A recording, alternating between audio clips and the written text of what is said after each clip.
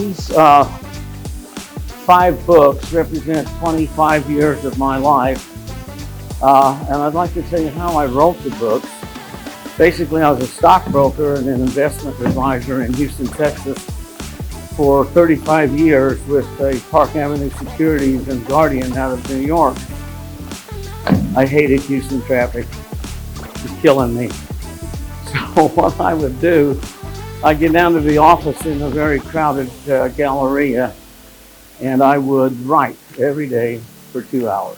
And the wonderful thing about this series of books is that I had a whole stack, I'm serious, it's about that high, of old pioneer journals. They're actual writings. Some of them were very beautiful and well written. Others signed their name with an X.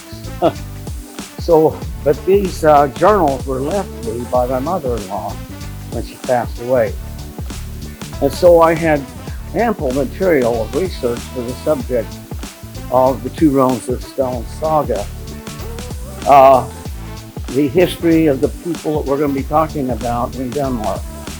Now you're in the year 1864, and what you're doing here, you're at a grist mill. And a lot of folks don't know where in the world I came up with the name Two Rungs of Stone. But you see in these windmills in both the Netherlands and Holland and Denmark, ground flour and wheat. And corn.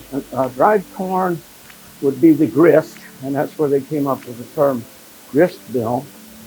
And Two Rungs of Stone concerns a mill in Denmark that has 2 rungs of stone in it.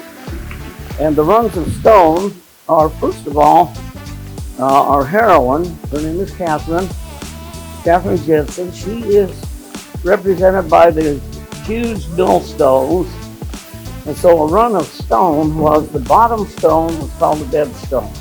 The top stone was called the runner stone, and the 2 together were called a rung of stone. When the wind wings turned, the top stone would grind the grist or the flour. Catherine had 4 sons by an unhappy marriage, unfortunately. She was an old maid when she got married. She was 25. That was terrible in Denmark in 1864.